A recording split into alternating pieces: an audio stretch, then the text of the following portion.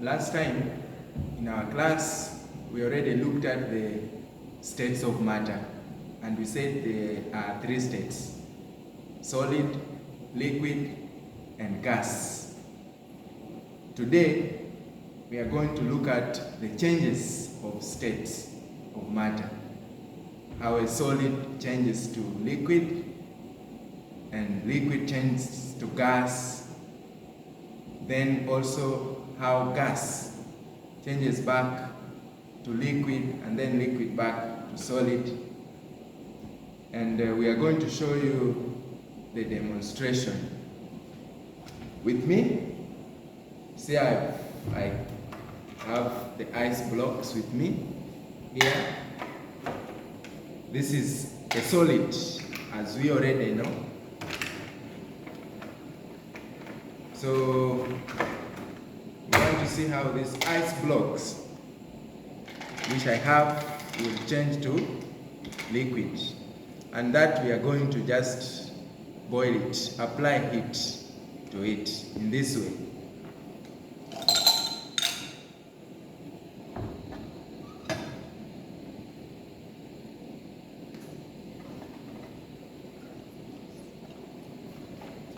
So we'll just take a few moments to see how this our ice block will be turning into liquid, because you see we are applying heat, temperature.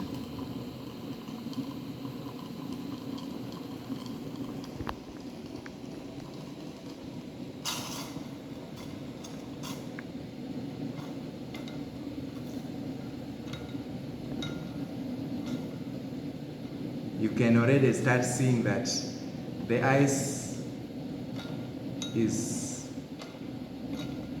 going to liquid, and this process, we call it melting. Melting, when a solid turns to a liquid. You can see.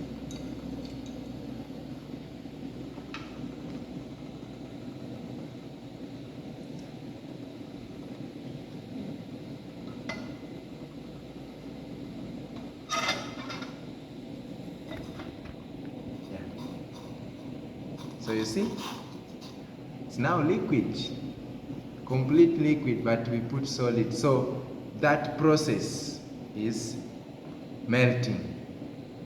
Now, the same liquid that we have, if we continue boiling and adding more temperature, it will now turn to gas. So I want us to continue boiling this same liquid which we got from ice, and we see what happens.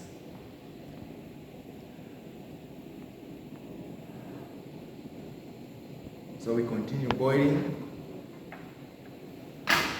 or heating, it's the same thing.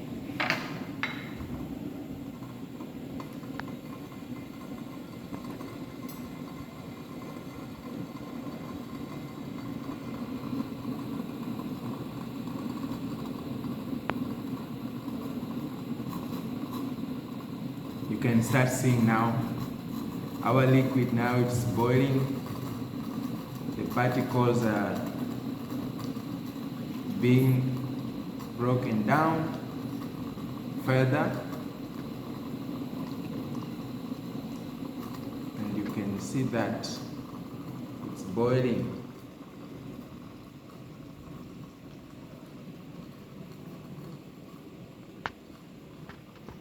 Wow.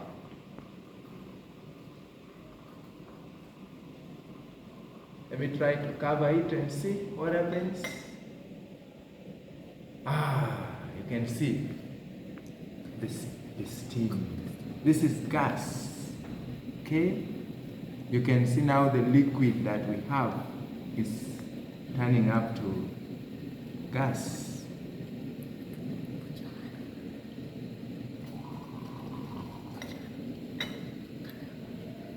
See the gas. So this process where a liquid turns to gas is called evaporation. can see it's evaporating the gas. So you can see how a liquid has gone to gas. That's the evaporation. Wow. Wow. Wow. So we want to proceed and try to come up from now gas can go back to liquid. We want to see that process also, that a gas that is going up can go back to liquid state. You can see my cover here, the vapor on the cover, which I use to cover this boiling beaker. Wow, it's hot. But you can see now the gas there, which actually formed here, is now dropping back to liquid. See? Though not very good, but you can see that it is dropping back. Yeah? The vapor, okay, dropping back to liquid, and that process is called condensation. So when a gas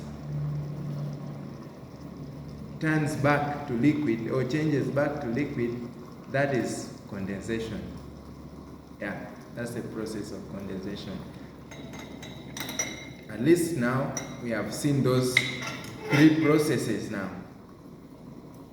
So allow me to proceed to the other process where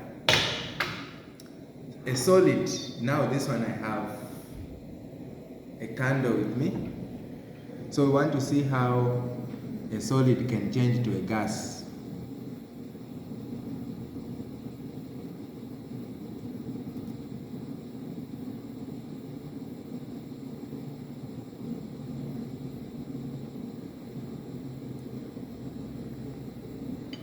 Okay.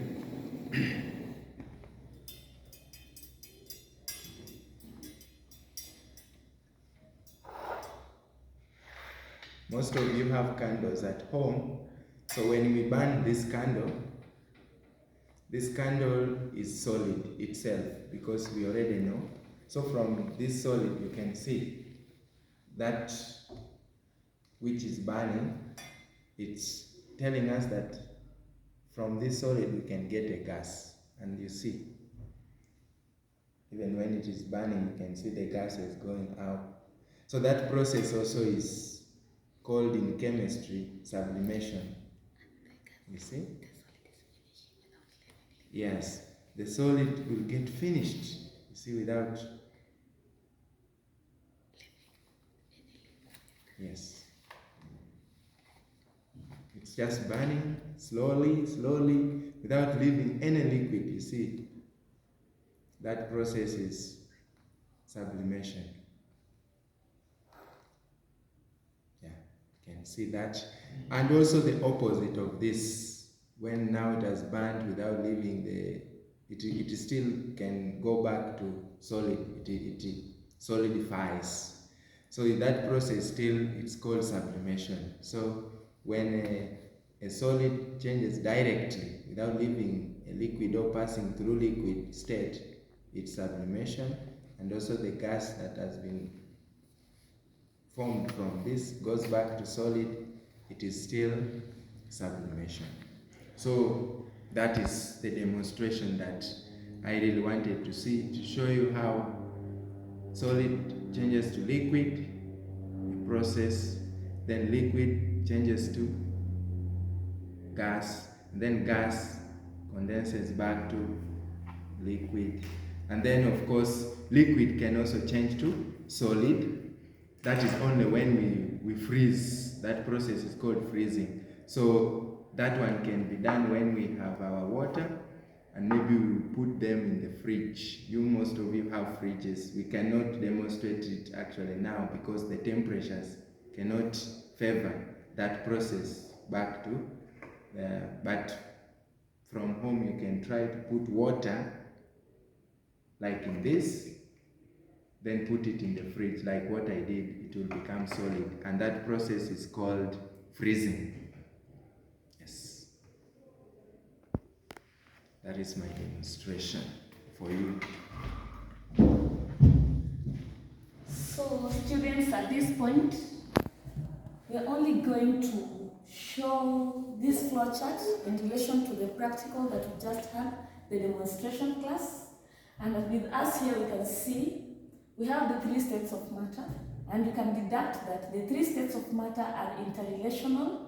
That is why you can see these arrows there. Some are moving back, some are moving forth, to show that they are interrelational. You can see from solid to liquid, we said we can use the process called melting, as you've seen it in that practical. And then you have from liquid to solid, we have freezing here. You can subject a liquid to very low temperatures. That one can be done in very high and advanced laboratories that we can't afford in school, or we can't let it be to students. And then with us, we can have from liquid to gas, we have vaporization, or you can call it evaporation. Then we have condensation from gas to liquid, when the gas now turns into a liquid again, as we have seen from that lid. When the lid is put over a hot liquid, now when the vapor gets into the surface of the lid and it's subjected under some very low temperatures other than that one in the beaker, the gas turns back into a liquid, and that is called condensation. Then we've seen it from our candle burning, we've seen sublimation. Sublimation, we've said, because this candle, actually our candle is still burning, our candle is burning, and this solid will get finished with time, and there will be no liquid left. So that means it has skipped the stage of a liquid. That's why we say from a solid directly to a gas, it is called sublimation. At this particular time, learners, I wish to leave you with an assignment. I want you in your exercise books, you come the next session with all these terms defined in your own words. And that's all for today. See you in the next session.